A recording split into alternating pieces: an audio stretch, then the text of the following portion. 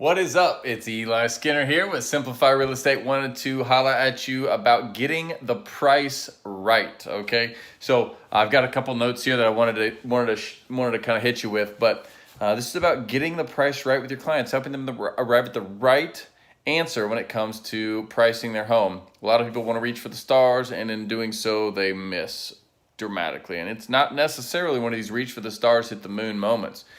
It's a pretty big deal if you get this wrong. So I wanted to kind of give you a few things that you can talk to your clients about, and you can kind of work through this and however you want. But here's 7 things to remember when you're trying to get them to help them price it right, get them to do a price drop to help themselves out or whatever it is. So here goes. First of all, remember their why and help them remember it as well. Hey, you're moving. Remember you wanted to move down to Florida. You're trying to go see your grandkids. You wanted to live next to them out in Ohio. You're downsizing. You're upsizing. Remember this baby's coming and ain't gonna wait on your house to sell. You need to get a bigger home. Whatever it is, but it's help them remember why. So that they're going, okay, yeah, we do need to do this. We can't just wait forever, okay? Secondly is value. Value in home sales. We do it all the time. So think of it as buying on the internet. One of the things you might even ask them, hey, have you ever bought anything on the internet? The answer, yes. Okay, great. Did you buy the first item that popped up related to what you were looking for, or did you shop a little bit? They shopped a little bit. Okay, so they were looking for value. In our world, value is, quality, it's location, it's condition, all that stuff matched with the right price. So I would say that the value in homes is going to be the right combination of these 3 things. Going to be the right combination of location, condition, and price, right? Location, condition, and price. And if you're like me, last time you shopped for something on the internet, this was a long time ago for me. But I am a shopper. I'm looking for value. I don't need the best thing. I don't need the cheapest thing or the other opposite of those. I want the best value. I'll pay a lot of money for the right, perfect, amazing thing. I'll look for something that gets me by, but it costs me nothing. I'm totally cool with that too. Like, I'm open to whatever. I'm looking for value. Okay, so when I was looking for a bow, compound bow, this was, man, like I said, a long time ago. It took me forever. I was buying a $300 bow, but I ended up with a $300 bow because I was looking for the right value. Okay, so I shopped forever and ever, and I had everything from like $1,500 all the way down to cheaper ones. But I ended up with this one based on reviews, based on the condition, based on the price, based on that it was new, not used, based on all these different things that led me to believe that the value was there for this bow. Definitely not the most expensive, probably not the cheapest, though it's pretty close, but it had the right stuff and the right reviews and all that. Similarly, when people are 50%, maybe more, 80%, who knows, a crazy number of people are shopping for their homes online. Do you think they're buying the first one they see? Yes, absolutely, maybe. But the reality is they're shopping like crazy on the internet. They're looking at 50 homes that could fit their criteria. Some of them perfectly, some of them not perfectly, and they're going to weigh all those against the price. The location, the condition, and the price all go together to achieve value. So here's the deal. Let me see. Okay, so one of the things I wanted to say is in regards to this, I wanted to get it all in order here, is that when you're dealing with this, the conversation looks like this. Listen, we can't fix where your house is. Location, condition, value. Location, condition, price. Sorry. We can't fix where your house is. It's where it is. We're not moving it. Okay? So we can't address that issue. What if that's the issue? It may not be. It may be a great thing for you. We're not going to make it worse, not going to make it better. Okay? Second thing, condition. We can help with condition. But look, your house is already immaculate. What else are you going to do to it? Okay, you put in a pool. Okay, great. Well, half the people don't even want a pool, so that would be terrible. Talk about a gamble. Oh, we could add a 4th bedroom in your loft, but what if the people that walk through want a loft and not a bedroom? You just messed it up for them. Fixing condition is absolutely a gamble. Do you like gambling? Would you literally put $150,000 down on red and shoot for that perfect buyer that wants exactly what you just did to your house? No, that'd be crazy. Let's not gamble. So we can't fix location. Fixing condition is a gamble, in my opinion. Yeah, okay, you might touch up some paint. You might do some of those things to fix condition, but you're going to do anything major. We're not going to overhaul your kitchen. Because if you drop 20 grand into a kitchen and then you only get 10,000 in return, you just lost money. It's a gamble. Don't play with condition at high levels. You know, you might throw 50 cents on the line at a sports bet, but you're not dropping your paycheck, okay? That's not how this works. We're not going to gamble with condition. We're going to go after price. So let's fix the price, okay? If we need to spend 20 grand on your kitchen to remodel it to make it worth what we want it to be worth, let's just price drop 20 grand. Or heck, there's a bunch of hassle wrapped up in that. Let's drop 25, 27, $30,000. Like, let's get the price fixed, not the condition, and we can't do anything about the location, okay? So we've got 3 things to work with: location, condition, price. Can't fix the first 2. Well, the first one we can't fix. Second one we don't want to mess with because it's a gamble. Third one we can go after, which is price, okay? So here's the deal. Once we've talked through all that stuff, we want to be able to show them that people are buying homes. As a matter of fact, ma'am, I've done the research, and there's been 8 homes sold in the last 30 days while your home's been on the market that look and smell a lot like your house and are sitting around your price point. What does that say? Well, based on my Zillow stuff, based on Matrix, based on my video views on YouTube or on Facebook, whatever, like, people are seeing your house. They're just buying different ones. And again, they're looking for the right value. So somehow they've determined that the location, condition, price matchup is not right for your house, and they've bought 8 other homes around you while we've been waiting on the perfect buyer. Okay? So that's the issue. It's not that people aren't buying houses, it's that they're not buying your house, and we need to fix the value proposition that we bring to the table: location, condition, and price. So let's fix that by a price. So we're gonna be able to show them that with our marketing. You know, if you completely screw up your marketing, you don't even like put it on the MLS, like, that's gonna be a problem.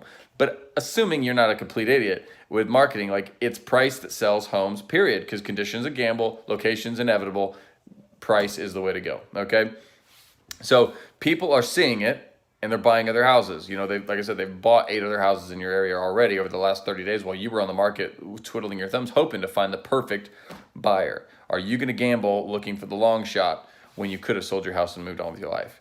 And the answer is no. Let's move on. So the other thing is, I want to say, capitalize on being the hot and ready pizza. Like, capitalize on being the ready to go, the takeout order. Capitalize on being brand new, hot and fresh to the market. Okay, let's not mess this up from the beginning and shoot for the stars, and we miss this time where we're like the exciting new one, and we overprice it so high that nobody comes and sees it. Those that do come and see it don't even write offers because they're not going to waste their time on our overpriced house because we're unreasonable sellers. Let's capitalize on being hot and ready. You know, the Little Caesars of houses. Like, we're ready to go. We're ready to sell it. We're serious. You can tell by our price. Let's make this happen, okay? Create a bidding war, whatever it is. I don't care how you want to talk about it. But the honest truth is you're brand new, and it's the best time to sell your house is when you're brand new on the market because nobody's ever seen it before, okay? And all the people that haven't bought a home yet have been waiting for your house to show up. And then you overprice it. Screw it all up. No, don't do that. Let's help them arrive at the right conclusion that we want to take advantage of being new, fresh, ready to go on the market, okay? Okay, question. What happens if the market softens while we're waiting on that perfect buyer? What happens? I don't know. But here's the deal. What's going to happen is you're going to put it on the market for $20,000 overpriced. You know, maybe it's 10% overpriced, 5% overpriced, 7% overpriced. You're going to overprice it. You're going to be looking for that perfect buyer, the one that just wants it exactly like this. Well, 2 things. Guess what? Even if you find some sucker to buy this house for overpriced, you still got to get it to appraise unless they're a cash deal. So then you're just going to have this whole headache on your hands. So you might as well just price it right. Secondly, what if the market softens while we're waiting on that perfect buyer? So now, not only did you not get, 205 like you should have because you priced it at 220, now the market softened. Now you're getting 200 or 195. It absolutely happens. It happened last winter. It'll happen next winter. People are going to start trying to sell their house in October. Well, the market was hot for, I don't know, September, August, whatever.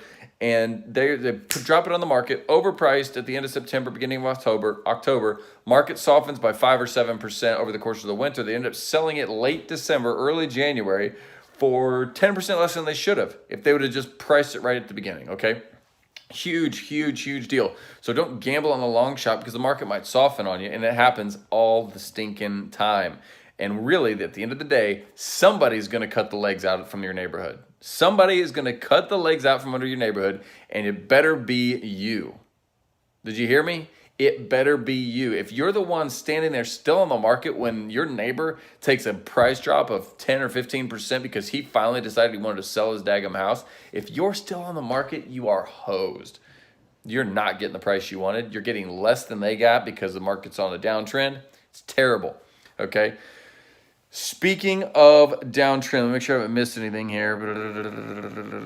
Okay, good. Speaking of on the downtrend, I don't know. Here's a personal story, and I want you to use this for them if you don't have one. I was in the stock market one time, took some rich guy's advice to buy this certain stock, okay? It was at like 38 cents, okay? So I dropped everything I had into it, like $1,500. Oh, no, it was $1,100. That's what it was. $1,100 on this stock, okay? It went to $2. It literally 5 to 6 times its money in no time. It sat for a little bit, but then boom, all of a sudden it took off like he expected, went to $2. I then went and borrowed like an idiot $10,000 from the bank against a car and bought more, $10,000 more at $2, okay?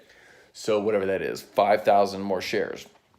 Well, then it jumped to $4. Hallelujah. So now I just meant from putting $1,100 of my own money, paying a little bit of interest on the $10,000 I borrowed. So I mean, I'm still invested only like $1,100. Borrowed that money. I'm in, and I have like $30,000 in stocks. Okay, like blowing my mind. All right. Well, so here's what happens. It starts to come down from $4. Okay, it starts to come down from $4. Well, as it's coming down, I'm trying to be greedy. Not greedy. I'm trying to get the most I can out of my stock. So I go to sell it at $3.75. It drops to $3.75. I'm like, okay, crud, I'm getting out now. $3.75, boom. Next, somebody else sells at $3.70. Gosh, dang it, missed it. Okay, $3.70. I'll sell it at $3.70, no problem. Boom, $3.65. Okay, I'll take $3.65. Boom, $3.60. Fine, $3.50. What? Right, it's all going down, and I am not undercutting the market. I am sticking with the market, and I can't sell the stupid stock. So stupid stock.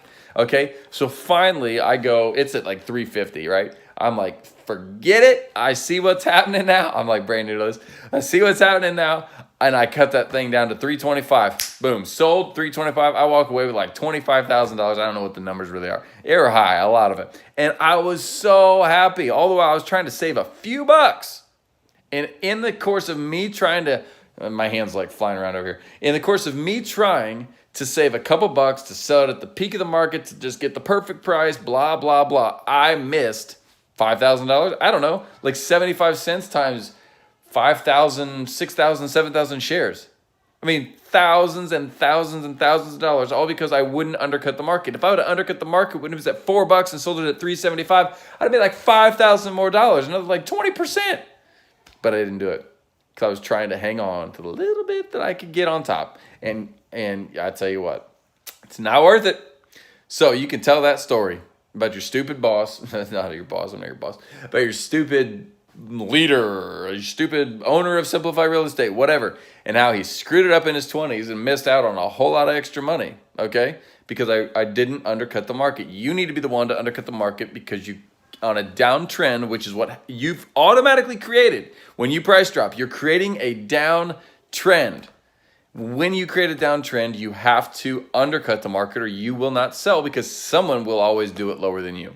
So you got to undercut the market, get the house out from under you and be done. I know you're not in a hurry to sell, ma'am. I know we're not in a rush. I know you can afford both houses. But the question is, remember these things, right? Remember your why. Why are we selling this then? If you're not in a rush, why don't you just hang on to it? Let's rent it out. Because you don't want to, right? You want to sell this house. Okay, great. And here's why. And this is what I heard, so let's get there. Remember, everybody's looking for the value. They're looking for the location, condition, price matchup that makes the most sense. And 8 other people around you have figured it out and sold their house. We're currently still on the market. People are seeing it and they're buying other houses. And you can't fix the location.